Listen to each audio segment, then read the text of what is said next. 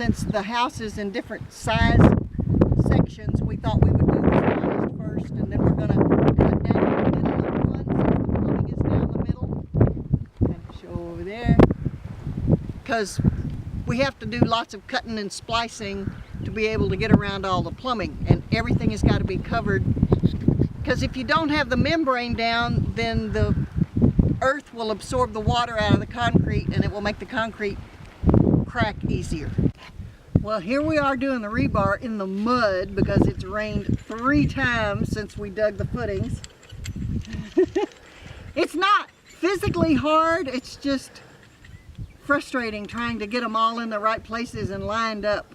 But as you can see, I'm doing 5/8 rebar, 2 lines, and in some places 3 lines each, because it's going to be holding a lot of weight and I don't want it to fall. Okay, we're just about finished with the rebar and the red PEX for the heating in the floor. We got chairs under most of all of the rebar. Now all we got to do is put the forms up and we'll be ready for concrete. Yay!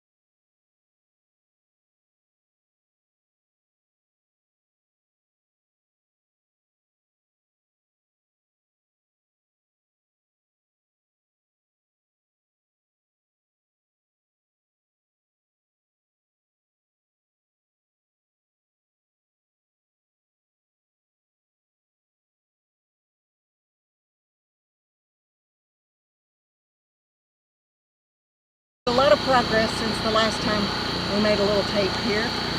We've got the slab all poured. I had colorant put in the slab, that way I wouldn't ever have to make it pretty. It would always stay pretty, but the dealer told me to use Cure and Seal. I did. It turned the whole slab into just white mess.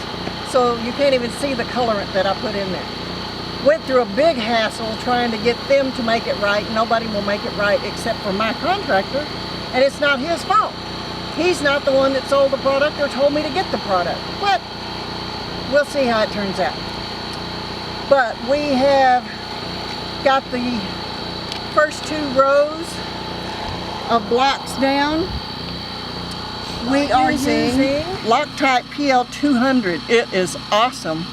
We didn't know whether it was going to hold the product or not, but it did. We were very happy with it. We've already gone through 12 of these so far, because the first row that we put down on the outside, we just made sure that the glue was on the outside to make it stay. But then on the inside, we've been gluing the blocks to each other, so it's using a whole lot more. But the plumbing and everything, it fits exactly where it was supposed to. So we did good with our measurements. This is going to be a door to get into the master bedroom. The 2 blocks go all the way around. As you can see, we have lots of blocks sitting around the slab to get put down. A lot of work ahead of us, but it is so straight and so pretty. We're so happy. So. We're very happy with the way the blocks are laying down. You can see the tread marks for the forklift bringing in all of this stuff, so hopefully that'll come off too. But we're working at night because this is Texas. This is June. I don't want to be out here in 95. I don't want to be out here in 95-degree weather. So that's why we're out here. So we got the generator running and lights. And let me finish drilling here. I'll show you what we're doing. We're putting rebar in every 5th block.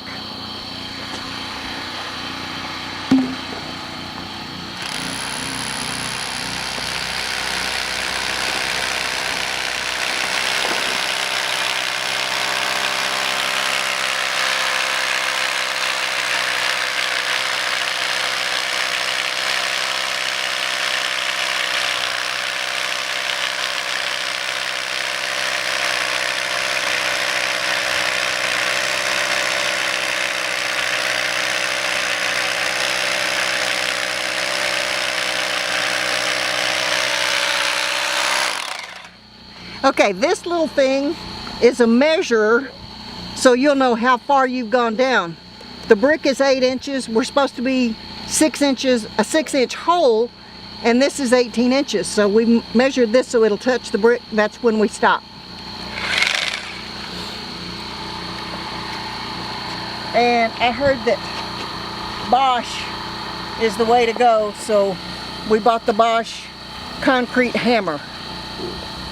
And so far we really like it.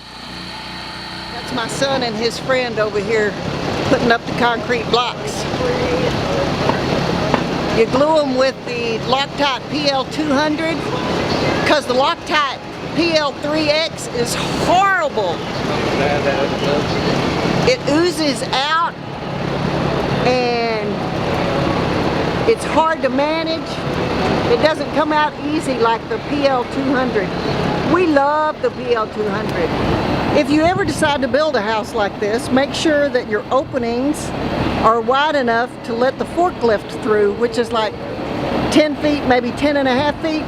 My opening is only 8 feet 2 inches. I wasn't planning on a forklift being so wide when I determined to build the walls already and not wait to build the inside walls. Or you could just build your outside walls and then do your inside walls.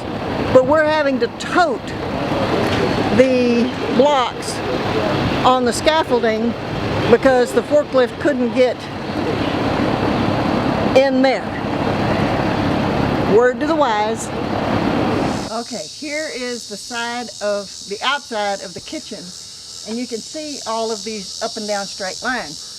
I call them rebar holes. I'm sure that there's some correct terminology, but it's a hole that you put your rebar down in, which we're not using rebar because we use 2 rows of brick. So the rebar holes are redundant. So if you're gonna do 2 rows of concrete blocks, be sure to ask your supplier if they can give you the blocks without the rebar holes, because they're heavier and they are sort of larger. It kind of throws everything off when you're stacking the block. Just a hint. As you can see, we've got the beams up. It's got 1, 2, 3, 4, 5, 2 by 10s, all glued and screwed together. Then we're going to put bolts through there also for added strength to make sure nothing shifts. And it took us about an hour and a half to get each beam up using the tractor and chains and positioning just right. They are very heavy. But we got them! Yay! Okay, we got the first truss going up. Yay! It's the day of the solar eclipse, and we have full trusses all the way down. That one's got to be turned back over. And we had one that, of course, the sizes are going to be different, so we're going to have to move those two a little closer together. But these are 1 foot apart, and they're sandwiched together, as you can see, with the OSB. Yeah, the work conditions here are horrible. Hush, hush. So mean. Hush. Oh, she's the worst. Love you, Denise. Uh-huh. So now we're screwing them in so they don't go anywhere. We bought hangers to go over the doorways. We'll be putting those in. But the other part we're just toenailing into the beam. We're so happy about it. Yay! Okay, we got our first lintels all the way across, and they're the largest ones. They're, I think, 10'3". So we're happy about that. It was a learning experience, but the tractor did it. So happy. This is for the garage. Then we'll finish the beam going across and then hook up the trusses, and we're getting ready for the roof. These are the lintels for the door openings. We had to build the columns, and we didn't know about U-blocks when we made this. We turned the concrete blocks up on their side, put rebar in them, filled them with concrete, let them dry for 2 weeks, then we put them up here, and they're pretty sturdy. Hope it's going to be sturdy enough to hold the rest of the house. Then this side is going to have a sliding door. The other side is going to have a sliding door. And then lots of windows, but that's really going to be the only opening to the whole house, is just the front, because everything else is going to be covered up with dirt. Okay, up here we have trusses going all the way across. They sit on the concrete, and they sit on the concrete over here. We also made a huge beam that goes all the way down the middle of the house just for added support. It sits on the concrete. It's 5 boards thick. The beams I doubled up on. Then we sandwiched them with OSB. I'm doubling everything that is required. I mean, it says, you know, 1 beam would work. I'm doing 2. I just want to make sure that it's strong enough. We've started the electrical. We're going to have the breaker box and the kill switch in the garage. That way we don't have to go outside to a pole to turn it off, because the pole will probably be pretty far from the house. All of it's going to come out of here in different degrees. Some of it's going to go above, some of it's going to go around the side, through the walls. We've already drilled holes through the walls for the other rooms to begin. It's time consuming, but it's all going to be pretty. I'm going with the industrial look, as you can see. But I think it'll be nice. Oh, look at the beams that way, the trusses. My name is Kevin, and I'm with Advantage Concrete, and this is my customer Denise, and we are doing a house over there that we're going to pour concrete on the top of. Oh. That's like picture of me in it. So now we have the rebar 1 foot apart on the roof. We have the edges joined, the sides are joined to the rebar also.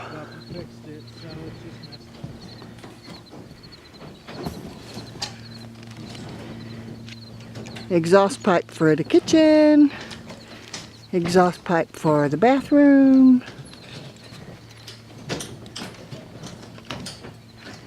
The boards are up there so they won't push the concrete over the sides when they're doing the pour. We're going to have the pumper truck out here tomorrow, so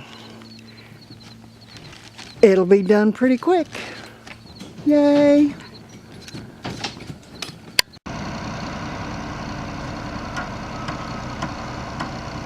Oh, it's coming down.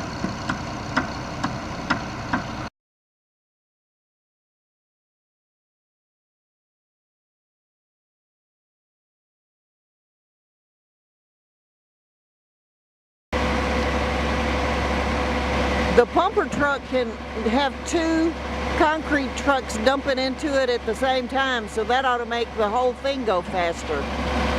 Yay! Okay, it's December 3rd. We're just about finished with the outside of the house. The inside of the house, we had all of those rafters or trusses to support the top when we poured it, but we also put the big bracing here, so it's 4x6 bracing, and then we doubled the 2x4s to make it stronger. We have that all over the place. We've taken some of them down. Can you see that? That's a lot of measuring. The bulls are coming to get their treats also.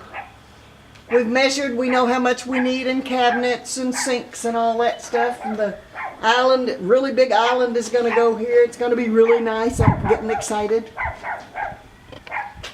show how high the dirt is that he pushed with the dozer. And then he said we're going to need twice as much dirt just to go over the top and fill in right up next to the house. Because he left about 10 feet so we could put the air vents, the air tubes. Again. Okay, we put the trusses up. We put down 4x8 sheets of OSB. Then we put insulation. Then we put the black membrane like you use for when you pour the concrete. Then they put the rebar. We put the rebar in the holes of the blocks so together so it's one big mesh and it's all connected so nothing should come apart. Then they poured the concrete and it's some places 4.5 inches. He said some places it's 6.5 inches because you could just never, you can't get it exactly straight. But it cracked like all get out, so wasn't happy about that. I think it was the curing compound instead of using water, because I had concrete poured in '92 and it still hasn't cracked, and it's a driveway. But we're just about through. It's cost lots of money just for the roof, but you never have to replace the roof.